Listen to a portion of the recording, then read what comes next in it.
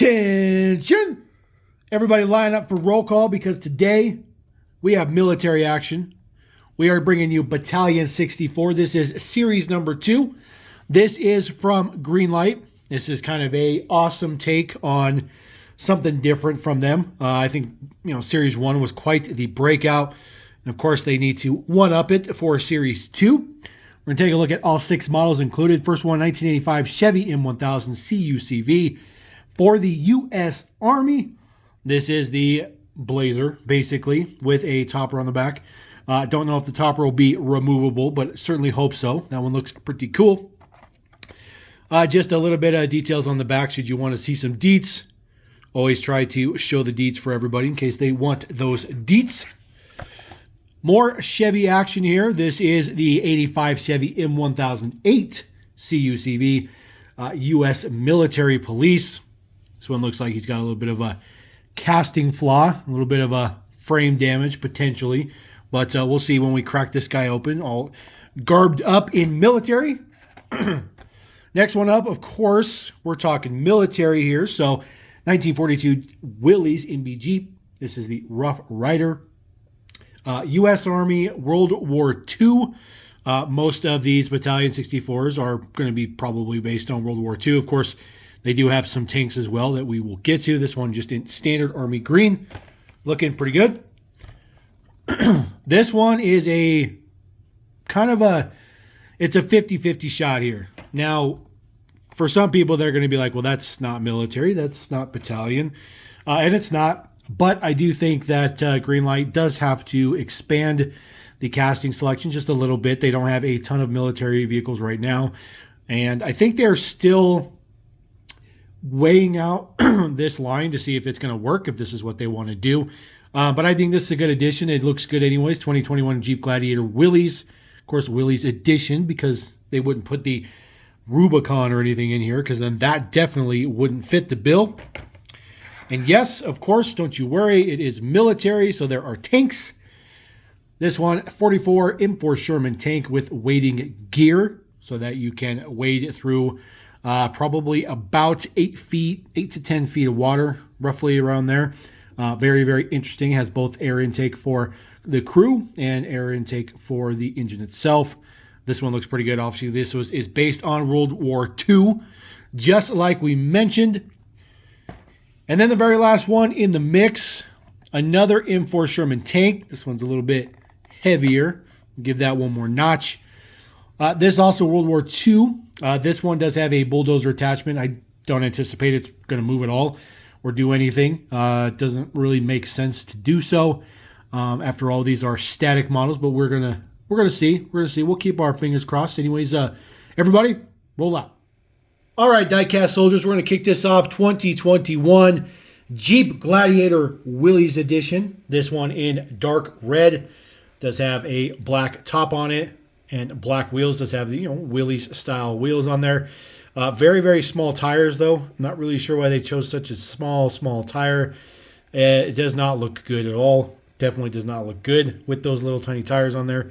But the version itself looks pretty good. I do like the color, like all the black trim, black bits around there. Does have Willys right there on the hood. Looks pretty good. Definitely like that aspect of it. This one doesn't have a topper on the back or anything like that. And yes, the topper on the top doesn't ought to come off. That is static. Fixed on there. Does not come with a trailer hitch, which doesn't really matter. I don't think that's that big of a deal. It's just a Jeep. Taking a look at what numbers we have at the bottom. 2613 is the number on the black painted base. So that looks pretty good. Again, just those little teeny tiny tires don't look very good on that model at all. Other than that, it is a pretty good version. But could have used some bigger tires for sure. All right, we're going to keep on with our Jeep theme. This is the 42 Jeep Willys, the actual Willys, if you will. Rough Rider. This is the U.S. Army World War II in standard Army green. It is, standard left-hand drive. Looks pretty good. Does have some kind of olive-colored seats. I really, really like this casting from Greenlight. They did a great job on it. The Has an actual chassis on it and a body is separate. Details look pretty good. Does have, shovel and some other tools on the side. Of course, your military, number on there. There's your jerry can. This one does have a tow hitch, which is pretty cool. They do offer that 1/4 ton trailer. Looks like my front tire is a little bummed out. So we'll just fix that real quick. There we go. There we go. Back good as new. Does say Rough Rider on the windshield. This does not have any opening or moving features. If you collect military stuff from Johnny Lightning, they do have a fold down windshield on their MB Willys Jeep, but Greenlight does not have any moving parts on theirs. Taking a look at that base, that super cool base, as I mentioned before, does have a separate chassis frame from the body. So really, really cool on the assembly of that. Looks pretty nice. Sticker there, number 4015, so a relatively higher number. There is your trailer hitch in just plastic. So that is a, oop, I literally just broke that off of there. So not a big deal. Looks like they just didn't get very much glue on it.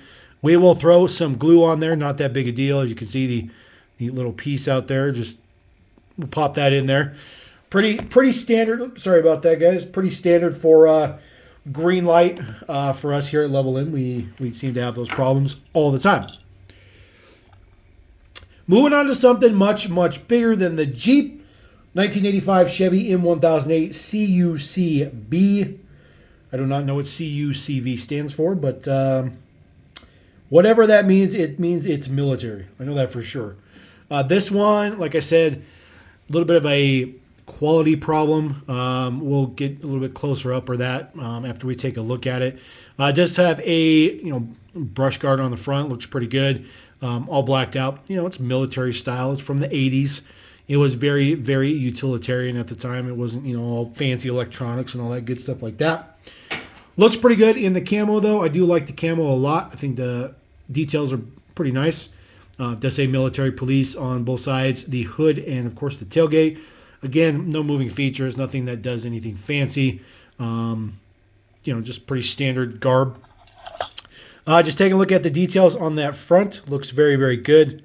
They did a great job of, for the most part, color matching the camo on the grill to the actual model. It's pretty close. It looks pretty good. As you can see from the side, the bed is pushed up significantly. That is just the way that it was assembled. Unable to push that down. The bed and the cab are separate pieces, but unfortunately, they share the same chassis. So you can see that is where the rivet is right there on the bottom. And then, of course, as we take a look at the bottom, 1261 is the number. So the number is actually backwards from the print. Boom. This guy is also done up for a trailer hitch. Does not have a trailer hitch, though. It's the same basic casting they use for every other square body Chevy they have. And then just a little bit of details on the back with the military police. So not a bad truck. That one is a particularly bad quality version. We'll put it that way. Next one up is essentially the just Blazer version of it, the SUV version of the exact same thing we just looked at. This is the M1009 SUV. Of course, this is still U.S. Army because, of course, I don't anticipate that Greenlight is going to make foreign armies unless they were allies of some sort. You're not going to see, a North Korean something running around. Just saying. This one looks fantastic, though. Still looks as good as the truck. And yes, I'm happy to report this does have a removable top, which is pretty nice. Does have that spare tire in there and just a simple bench. Of course, all in black as well. Just very, very standard. No flashy colors, no awesomeness like that. I do like the wheel choice as well. Looks very, very good. And of course, that whole topper piece is just one piece of plastic, just painted up to separate. Again, just really good details on the front. Looks really, really good. Does have a plate on there. Looks pretty proper. Sits a bit low. The tires are always a thing with Greenlight. And then, of course, there is just the back of it. Nothing doing there. Take a look at our number on the bottom. 3183 is our number. Again, just a black base, looking very, very good.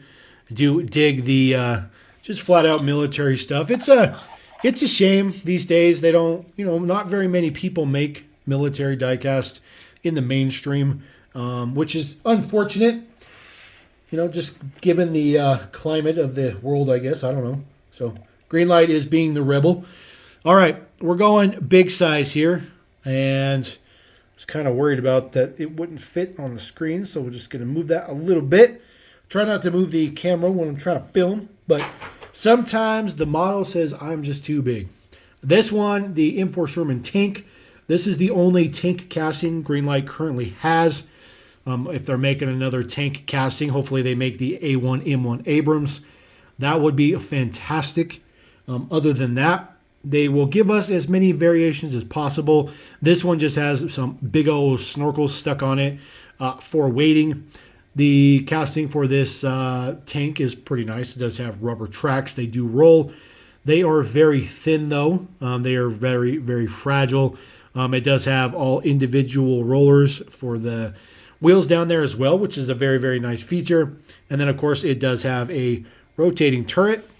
This one is pretty cool. Just has like a black striping around the bottom of it, kind of like some half star style things there. It does have some Browning machine guns on there as well. Looks very, very good. These snorkel pieces on the back are just plastic. They are not metal, and they are just glued on there. But they are nice and secure. Because of those, of course, it does not do 365-degree rotation, but if they were not there, it would. And then there is just a little bit.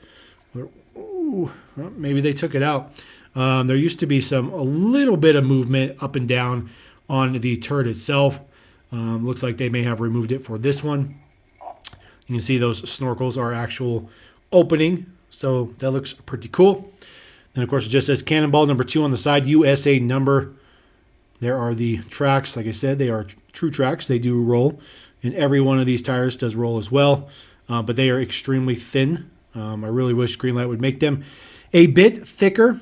5462 is the number here. Get that popped onto there. It is just screwed together. So if you guys are into dioramas or whatever, you can definitely take these apart and deco them up yourselves and make some custom dioramas from World War II. All right, we're going to move on to our last tank. This one does have a bulldozer attachment, so we will see how that works as soon as we let him rotate for just a minute. This one, obviously, from World War II as well.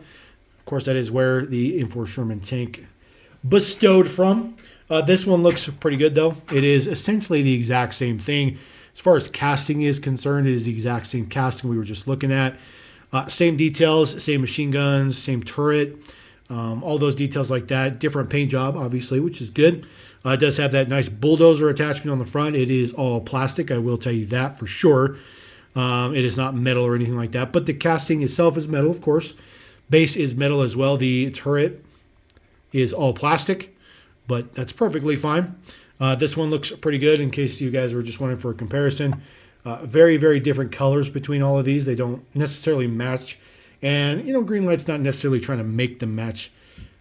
So let's take a look at this bulldozer attachment. Let's see if this moves at all. So looks like it does move up and down. Not really sure exactly how it's attached. Looks like there might be maybe something that goes through to the body. Potentially. Maybe it just snaps on there. So there you go. So I like to push the envelope just a little bit. So you see it just snaps onto there. There is some little notches. You can barely see them in there. But you can take this bulldozer attachment off if you want to. It's a little tight, so I don't want to spread it too far, but it comes off. So what we'll do is we'll just kind of push this back up, get it to kind of lock in. There is little notches in the casting. Let's see if we can see it in the other one. So you can see the notch in there. That is the notch that the bulldozer sits in, or the bulldozer attachment. So it just snaps into there. So if you don't want the bulldozer attachment on your tank, you can easily remove it. Not that big a deal.